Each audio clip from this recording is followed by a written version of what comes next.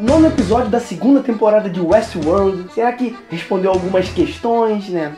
Parece que não. Não, respondeu algumas, mas abriu outras também, pra variar, né? Responderam algumas coisas antigas, até da primeira temporada, Gustavo. É verdade. Então já vai deixando seu like transudo aqui embaixo, se inscreve no canal se você é novo por aqui e vem com a gente.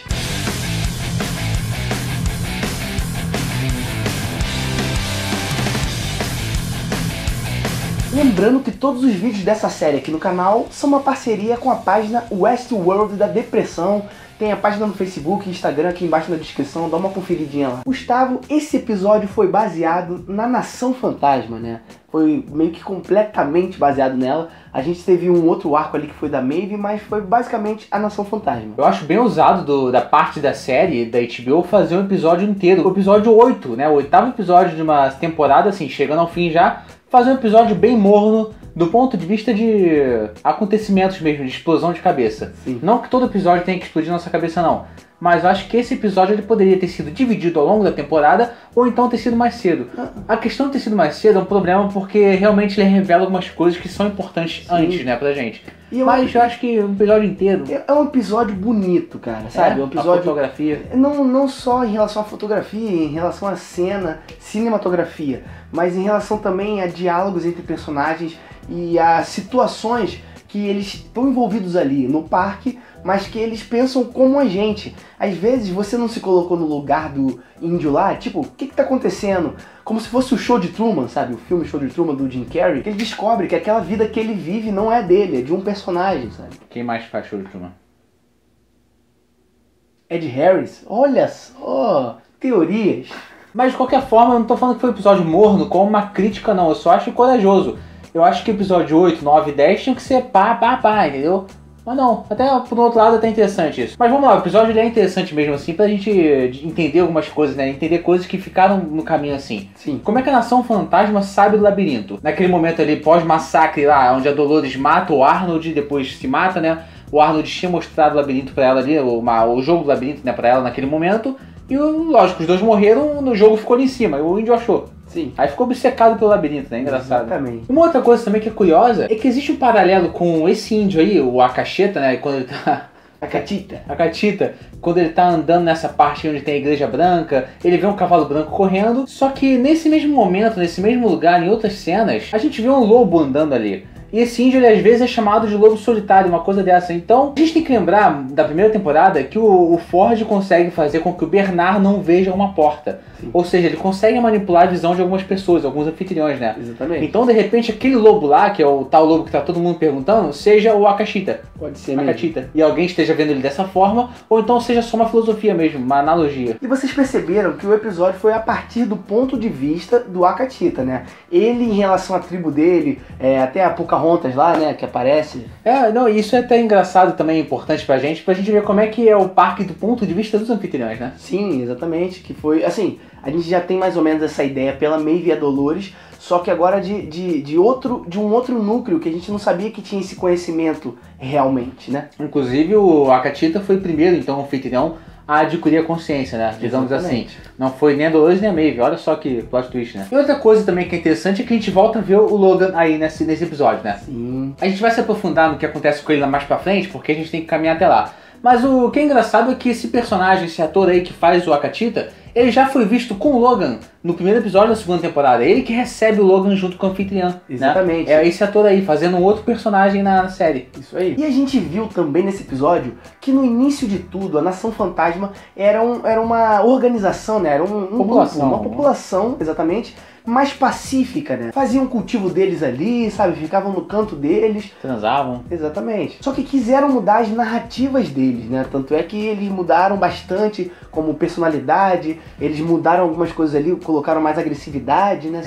Menos empatia. E aí a gente entende como é que os índios da Nação Fantasma se transformaram em, sei lá, assassinos, né? Vamos botar dessa forma. Porque realmente aparece eles fazendo umas brutalidades ali. Isso foi justamente porque no início do parque, na inauguração, os humanos meio que tinham pena de matar os índios, né? Porque eles não faziam mal nenhum. Sim. Ali os humanos parece que eles não eram tão sádicos quanto eles são hoje em dia na série, né? Em 2052, sei lá. Sim, e com a mudança, né? Eles mudaram de personalidade, os índios, então eles passaram a ser uma ameaça, entre aspas, né? Uma ameaça de brincadeira pros convidados. Inclusive aquela cena que um dos convidados mata o índio com a faca, né? ele não usa nem arma, ele vai com a faca. É muito interessante por causa disso. É a primeira vez que esse índio é vendo fazendo atrocidades ali, o cara vai lá e mata ele, o índio deixa, o Akatita deixa matar. Sim, porque ele quer voltar pra resgatar a Pocahontas. É, exatamente. Porque esse índio aí, o Akatita, ele se manteve vivo durante 9 anos. Justamente pra ele não ser resetado e não esquecer das memórias que ele tem da família dele, né? Exatamente. Porque naquele momento lá com o Logan, que ele encontra o Logan fala umas coisas meio loucas pra ele. A partir desse momento, até o momento que ele chega em casa, que ele volta pra casa, é meio que quando ele se dá conta de que ele já viveu aquilo. Sim. Não necessariamente aquilo com o Logan, até porque é impossível, mas ele se dá conta de que ele já foi um outro personagem. E vai se dando conta de que os atores, né, vão mudando, os protótipos vão mudando. Inclusive, ele pode sim ter lembrado do Logan por causa dessa cena que eu falei, onde ele encontra o Logan na festa junto com a Angela. Então esse é um momento de virada. Inclusive, quando ele volta pra falar com o Logan, né, perguntar, não, mas e aí, não sei o que, sei como é que ele achou que o Logan estaria ali. A gente vê um negócio em construção ali, que é a tal da arma, né, que a Dolores falou. Não, aquilo não necessariamente é arma, mas a gente já viu essa construção aí com a Dolores e com o William. Sim, e aquilo ali, o Akatita se refere à porta, né? Que provavelmente é aquela porta em que o Ford fala pro Homem de Preto lá no início dessa temporada, né? Que você tem que encontrar essa porta, né? Isso é pelo menos o que eles querem dar a entender pra gente. É, sim, né? mas não vai ser isso. Que como se fosse a saída. Pra mim, aquilo ali se trata literalmente do além do vale. Porque está além do vale. Né? Tudo bem que o Westworld nem sempre é tão prático assim, tão literal assim, a ponto de, isso é isso. Mas deixe se for dessa vez, né? Vamos pegar assim, vamos fazer um monte de teoria, mas na verdade é aquilo lá. A questão é, o que é isso? O que se trata do Além do Vale? Mas eu acho que nesse episódio 8 nós vimos ali o Além do Vale, só não sabemos do que se trata ele. Sim, só que o Além do Vale talvez seja uma coisa simples também, só que maior do que isso. Talvez seja o lado de fora. O vale talvez seja o parque. Agora, imagina você, se coloca no lugar dele. Você descobre que o seu universo, o seu mundo, não é aquilo que você imaginava. Que o mundo maior está do lado de fora. Então... Que é uma coisa que eu acredito, mas... Aí. Fica bom outro vídeo. Eu tô com o Elon Musk nessa. E aí você fica 9 anos sozinhos, achando que só você sabe disso, sabe? E tentando bolar situações para que você consiga chegar lá, nesse Além do Vale ou na porta. Quão maluco, quão low crazy você pode ficar, né, cara? Então eu acho que Westworld faz essa analogia também dessa ideia de humanidade, de que pode, sabe, existir uma outra coisa. A única coisa que eu não concordo com esse episódio, na maneira como eles fazem essa analogia pro nosso mundo real, é a questão de que os humanos não matariam os índios se eles não fossem inocentes. Matariam sim. Eu acho que nós mesmos, humanos, né, em 2018, a gente, não digo eu e você, mas acho que a humanidade seria capaz de matar um simples índio que tá ali cultivando uma fazenda. Eu acredito que não precisa transformar ele em assassino pra ter essa falta de empatia pra matar. Eu acredito que sim. Até também. porque o americano adora matar índio.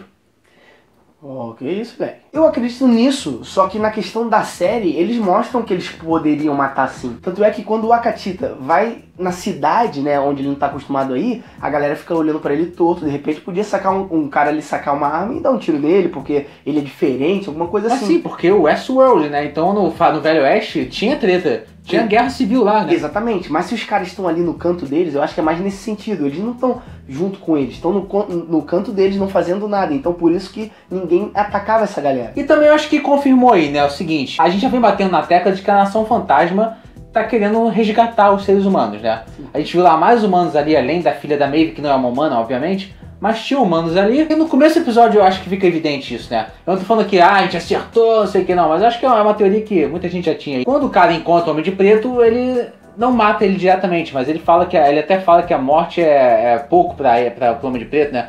E sequestra ele e leva ele lá pra dentro. Lembrando que a filha do Homem de Preto apareceu e resgatou o pai, né? Ela disse até pro Akatita que faria coisas piores até do que eles mesmos fariam, né, com ele. Então, assim... eu acho que essas coisas piores fica evidente na promo do próximo episódio, que ela vai fazer ele lembrar de toda a cagada que aconteceu na vida dele. Acho que isso seria coisa pior pra ele. É uma coisa psicológica pior, não em relação... não vai... Não fisicamente, né? Não vai dar chicotada nele, né? Também tem isso, né? O Homem de Preto continua vivo. Lógico que ele não ia morrer, porque o Ed Harris também é o melhor personagem da série. E por que o quê?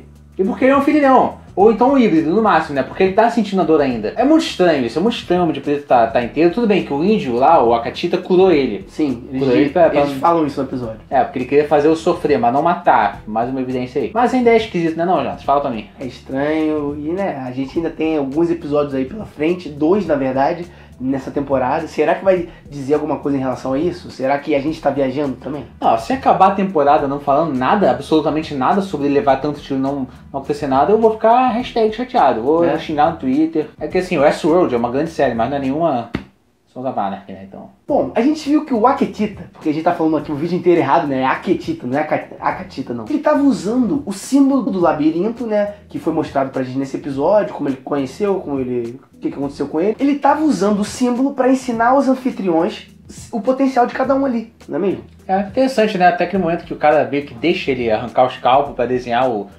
símbolo ali. E também falando labirinto, a gente teve ali um plot twist, né, uma revelação, um plot twist, que assim, já tava óbvio pra todo mundo de que o índio não queria matar, na verdade, a Maeve e a filha, né? Sim. Mas isso foi explicado de uma forma mais evidente agora. Que é até uma cena que tem na primeira temporada, que a Maeve vê assim no quintal dela, né, meio que na varanda, o símbolo desenhado do labirinto e ela deita com a filha lá. E isso é muito legal, cara, quando as séries fazem isso, quando eles usam uma situação que acontecia na primeira temporada ou em uma outra temporada, e eles revivem essa situação e de uma maneira que a gente entende agora. Assim, o certo sempre é ver a primeira temporada e depois a segunda. E claro, faça isso, só que eu acho muito legal se todo mundo acabou a segunda, rever a primeira. Ver a primeira depois de ver a segunda mesmo, assim, que fica muito interessante. Aí ao longo do episódio ali, o Ake, né, nosso querido Ake, tá falando ali com a filha da Maeve numa língua indígena. E estranho, como é que a filha da Maeve entende? Como assim? A gente ficou meio... Porque às vezes ele falava em língua indígena e às vezes em inglês. Então a gente ficava meio perdidão. Quando ele falava em inglês, ele falava com a filha. Quando ele falava em língua indígena, ele falava com a Maeve, porque a Maeve a gente já sabe que entende várias línguas. Tanto que a gente pode ver ali de forma evidente, mesmo na fala dele. Tem um momento que ele fala assim, você não conseguiu manter sua promessa. Quem prometeu ali na cena, a Maeve prometeu pra filha dela, não vou deixar nada acontecer com você. E o cara fala, você não conseguiu manter sua promessa. Ou seja, tá óbvio que ele falou com a Maeve. E tem outro momento que ele fala em inglês, eu não consegui manter você viva. Falou em inglês, falou com a filha, entendeu? E a cara aqui, olha comigo. Que sério. E claro ali, se não foi suficiente pra gente não entender, se só pra coroar ali, no final do episódio, do jeito que ele acaba, fica claro lá que realmente a Maeve tava o tempo inteiro, o episódio inteiro a Maeve tava na cabeça da filha dela. E a forma como a gente percebe isso é bem legal, né, cara? Porque a gente vê a Charlotte ali junto com um rapaz, né? Charlotte, eu te odeio. Eu gosto de Charlotte. Claro. Tessa Thompson, não tem como não gostar. É muito legal, sabe? É muito incrível, a gente entende. Caramba, olha só, a Maeve tá parada ali, mas tá manipulando outros anfitriões, sabe? Olha só, ela tá controlando até. Se por um lado, algumas pessoas aí um pouquinho mais chatinhas podem falar que foi expositivo, dizer ali claramente na nossa cara isso, por outro lado, você prefere que acabe o episódio sem isso, a gente ficar fazendo teoria aqui? Ah, não, eu acho que ele tava falando com a filha da Maeve, na língua inglesa e indígena com a Maeve. Não. Exatamente. É bom ter uma resposta às vezes. Isso aí, as pessoas não aguentam mais só questionamento, elas querem às vezes algumas respostas. Sim. E a gente teve algumas nesse episódio, sabe? E a gente teve a volta dele, né? Ford, mais uma vez, sempre uma presença ilustre ali, um convidado absoluto. Foi pra mim a melhor cena do episódio, porque o ator que faz o índio, ele é muito bom. Muito bom. Garoto bom. Garoto, caramba. Mas o cara é muito bom mesmo. E nessa cena aí, fica um questionamento ali interessante, porque a gente ficou debatendo aqui, o Ford tá controlando o índio, ou o índio tá falando por vontade própria o que ele quer falar? O que você acha? O Ford, sim, controlou o Ake, porque ele fica em forma de análise ali, e ele começa a falar coisas que eu acho que se ele não tivesse sendo controlado, ele não falaria. Mas eu acho que ele liberta as coisas. Fica meio assim, dúbio, né?